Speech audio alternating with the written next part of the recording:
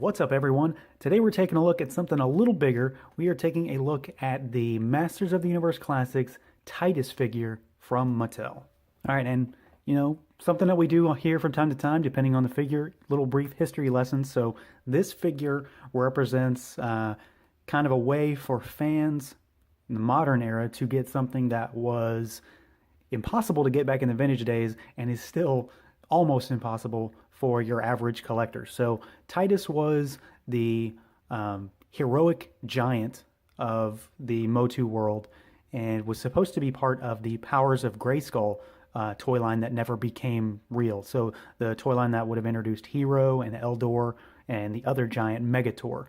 So they never came out in the US. They did come out in Europe, but they are exceedingly hard to find, and Tytus and the other giant Megator are among the rarest vintage Motu figures. So, this is the first time I ever had a chance to get one. I've never even seen the real ones in person.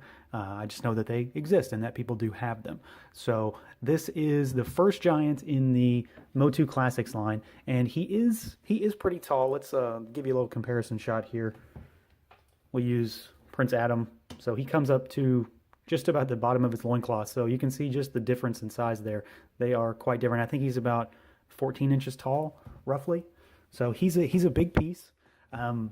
He kind of suffers from that, and they fixed some of these giants later on with some of the later additions to the line. But this one's kind of basic for a Motu figure. So let's go over what he's got to offer real quick. As far as articulation goes, his head is on a ball, but his hair really gets in the way.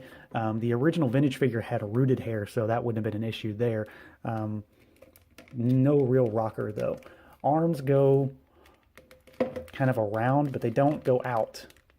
And then there is no bicep swivel, single jointed elbow, and then just wrist rotation. Waist has a swivel on it, but there's no crunch. The legs basically just move back and forth. Knees have a single joint, as we expect with Motu.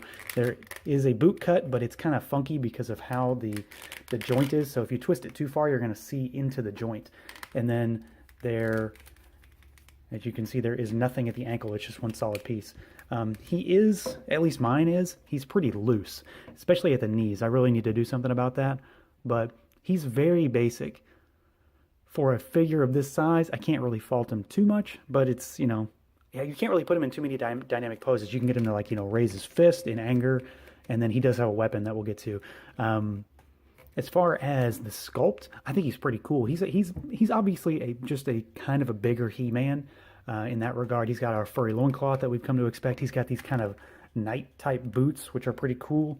They've got that jewel and then the kind of the shield emblem sculpted in there. His vest and kind of the armor that he has, I think is the coolest part of him. He's got the Grayskull G on him, as well as some lightning bolt accents.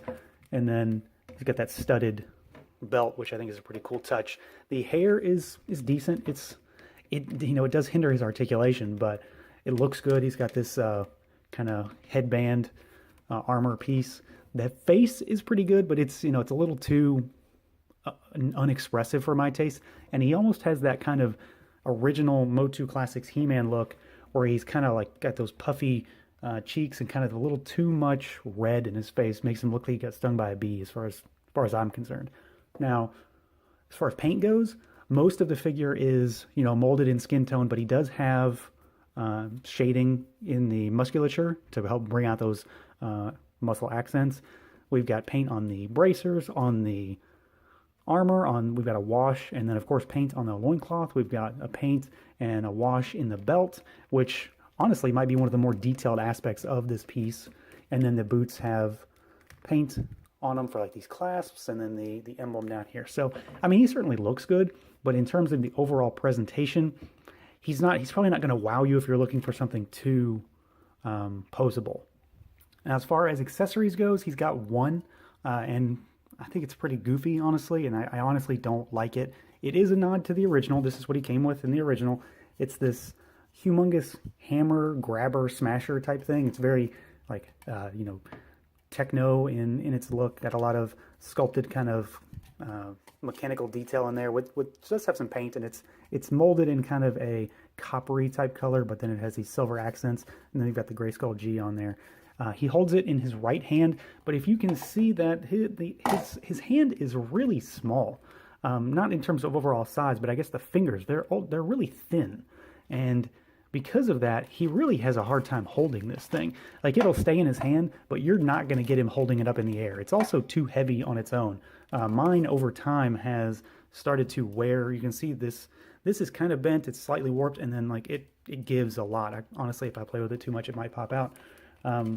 So generally, you just have to have it sitting on the ground like this.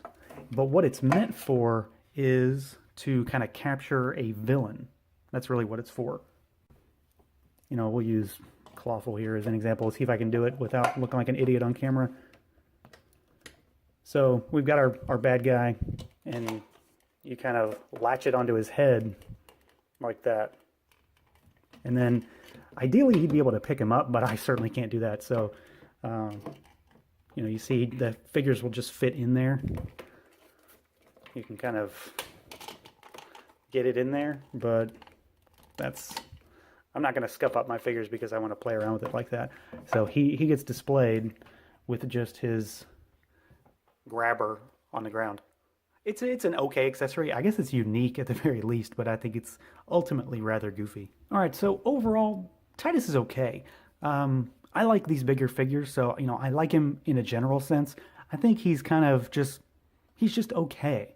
Sculpt is decent, paint is decent. His articulation is really, really hindered, though, which is ultimately where my problem lies. That and the accessory, because while the accessory is cool and it's fun and it's unique, and back in the 80s, I probably would have played the hell out of that thing if I could have gotten this figure. But right now, as a display piece, it doesn't really display very well because all I can get him to do is set it on the ground. And I'm also not going to put a figure inside of it for fear of scuffing the paint on all my other figures.